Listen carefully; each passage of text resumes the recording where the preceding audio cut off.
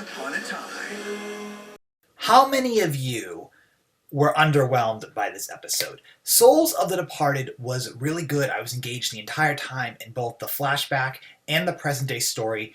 But here, I was sort of removed from it. The present day storyline is what I was most interested in. I felt the flashback with young Snow White and Hercules was really boring. I enjoyed seeing the little bit of, Regina being the evil queen again. That's always really nice. But Hercules, I was so underwhelmed by, and it's really unfortunate because the Disney movie, Hercules, is one of my favorites. I love the character of Hercules and Meg, and I love the character of Hades, and I feel like Greg Germann is definitely, emulating James Woods' Hades here, and that's great. But the Hercules and Meg on Once Upon a Time, they just weren't that good. And then at the end of the episode, spoiler alert if you haven't seen the episode, they move on. Why would they move on? Keep them around to help the heroes out a little bit, because for a moment it seemed like that, and then also the Elysian Fields, or the place where people get to move on in the underworld, is Olympus. I'm just so confused. Okay, that's a bit more of the reaction than the review part. I just felt that a lot of this episode was all over the place.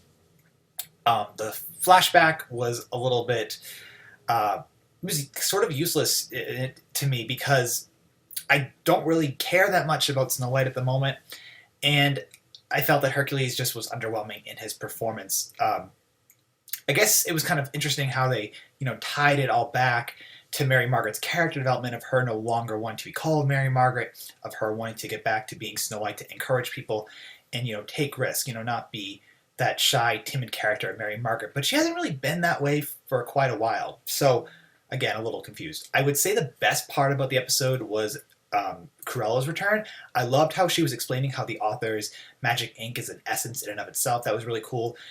Victoria Smurfit was beautiful in her performance, and Jared Gilmore actually was pretty good in that scene too. I actually really, really enjoyed that scene. I enjoyed several scenes when Regina was with Mary Margaret and when Regina was with Emma. I thought that was pretty cool. Colin O'Donoghue is, acting again. Last episode, he just kind of looked like this. But, now he's up and about, and he fought Hades, or he was confronting Hades. And the end of the episode had an interesting cliffhanger with Hades saying, for every soul that leaves the underworld from now on, I'm going to, have you etch, the name of one of your friends into a gravestone. So that was pretty dark on his part. I really wish I had a lot more to say, but I don't. It's underwhelming. The episode just didn't capture what I thought it would capture. There was a lot that could have been done, and I felt it didn't work.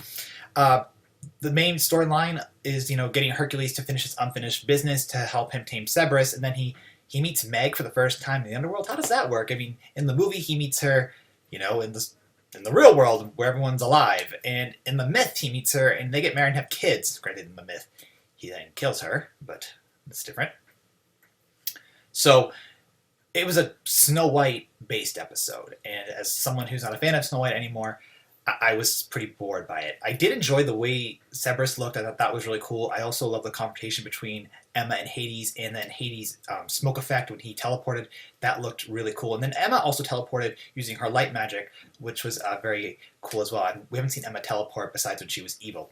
BG Sophia, you actually made a good point saying how dark magic is generally used for teleportation when we were tweeting, and I like that Emma can now use it freely.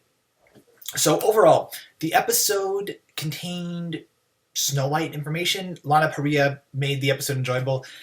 When her scenes were on, Josh Dallas really did nothing. He had one funny scene where he was jealous of Hercules. Hercules and Snow White had a little kiss in the flashback. I don't know. That was it was awkward.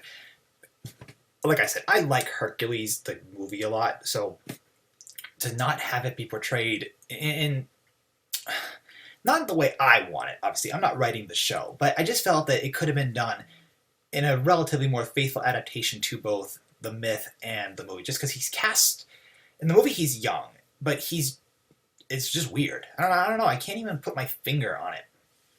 But the Cruella scenes were fantastic. I'm looking forward to seeing more of Cruella, and if she can return from the land of the dead. And I also very much enjoyed when Regina was talking to the blind witch. That was really fun as well. She said, "Don't steal from a witch," and the blind witch. Granted, she's blind, and she gives her a look. I thought that was pretty fun. So, that's really all I got to say about it. It was average. It was an average episode, and I'm looking forward to next week because next week we're going to get to see Rumpel interact with Hades. Rumpelstiltskin wasn't in this episode, which is pretty interesting that he wasn't in it because he's the main character. So I'm going to be doing a longer review on R&J Reviews with Joe about this episode, and then I'm going to be doing a trailer review for the next episode in a minute too. So we can discuss the next episode there. We can discuss this episode on R&J Reviews or right here. So thank you so much for checking out my reaction review. Share your thoughts in the comments below, and we'll talk very soon. Bye, guys.